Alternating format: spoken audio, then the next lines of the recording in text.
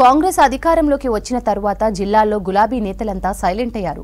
ఓటమితో మనస్తాపానికి గురైన సీనియర్లు ఇప్పుడిప్పుడే తేరుకుంటున్నారు. ముఖ్య నేతలు కార్యకర్తలతో సమావేశాలు నిర్వహించి ఓటమి కారణాలు అన్వేషిస్తున్నారు.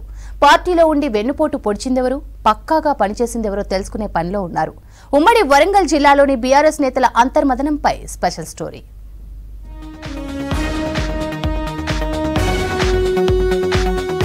ఉమ్మడి వరంగల్ జిల్లాలో మొత్తం 12 అసెంబ్లీ నియోజకవర్గాలున్నాయి. స్టేషన్ ఘన్పూర్, జనగామ మినహా మిగిలిన 10 స్థానాలను కాంగ్రెస్ కైవసం చేసుకుంది. అంతకు ముందు ములుగు మినహా అన్ని స్థానాల్లో బీఆర్ఎస్ గెలిచింది. ఇప్పుడు సీన్ రివర్స్ కావడంతో ఉమ్మడి జిల్లాకు చెందిన బీఆర్ఎస్ లీడర్లు పోటీ చేసి ఓడిపోయిన నేతలు కంగుతిన్నారు. ఇప్పటి వరకు ఒకరిద్దరు నేతలు మినహా మిగిలిన వారెవరూ నియోజకవర్గంలో కనిపించకుండా పోయారు. పార్లమెంట్ ఎన్నికలు, సర్పంచ్ ఎన్నికలు వస్తుండటంతో బీఆర్ఎస్ అధిష్టానం మళ్లీ పార్టీ పటిష్టం చేయాలని దృష్టి సారించింది. ఈసారి ఎన్నికల్లో ఓడిపోవద్దని నేతలకు దిశానిర్దేశం చేస్తున్నారు పార్టీ అధినేతలు. పార్లమెంట్ ఎన్నికల గడువు దగ్గర పడుతుండటంతో అసెంబ్లీ నియోజకవర్గాల వారీగా విస్తృత స్థాయి సమావేశాలు, సమీక్షలు నిర్వహిస్తున్నారు.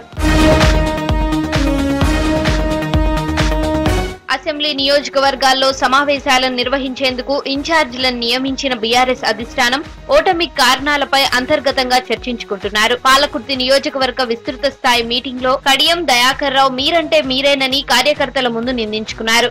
ఎమ్మెల్యేలుగా మంత్రి పదవుల్లో కొనసాగుతూ కేడర్ ను, ప్రజలను పట్టించుకోని కారణంగా పార్టీ ఓటమికి కారణమైందని తప్పిదాలను ఎత్తి చూపిస్తూ మాజీ మంత్రి ఎర్రబెల్లి దయాకర్ రావుకు చురకలంటించారు కడియం శ్రీహరి. మానవ సంబంధాల లోపం వల్లే పాలకుర్తిలో ఓడిపోయామన్నారు. ఇక ముందు అందరితో సమన్వయం, కలయికతో నడుచుకోవాలని సమావేశాల్లో పాల్గొన్న నేతలు మాజీ మంత్రితో అన్నట్లు కార్యకర్తలు చెబుతున్నారు.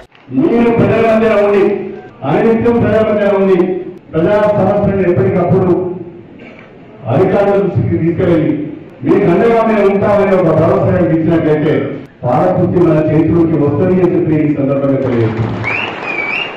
ఎన్ని పనులు చేశాము, ఎన్ని పదవులు ఇచ్చాము, ఎన్ని డబ్బులు ఇచ్చామని దానికంటే ఎక్కువ ప్రేమతో మాట్లాడడం చాలా అవసరం.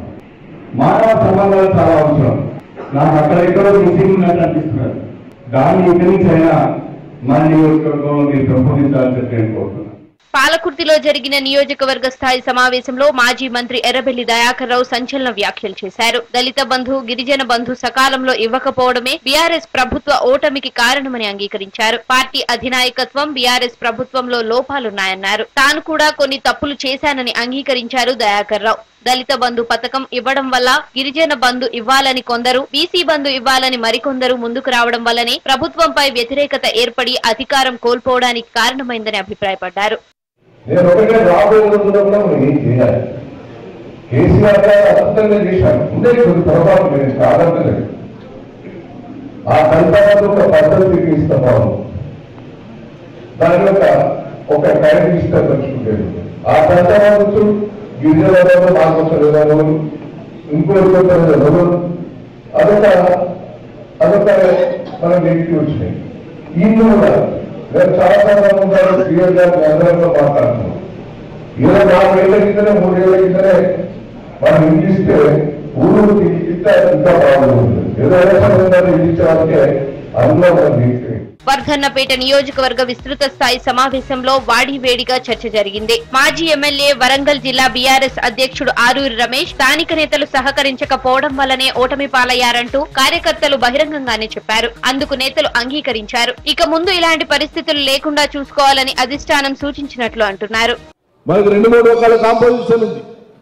ఉద్యమం మొదలుపెట్టినాడు ఉన్నటువంటి శ్రేణులు, మధ్యలో జాయిన్ అయినటువంటి శ్రేణులు, రాష్ట్రం వచ్చిన శ్రేణులు, ఈ డిఫరెంట్ కాంపోజిషన్స్ అన్నింటినీ కలిపి ఆయా నియోజకవర్గాలు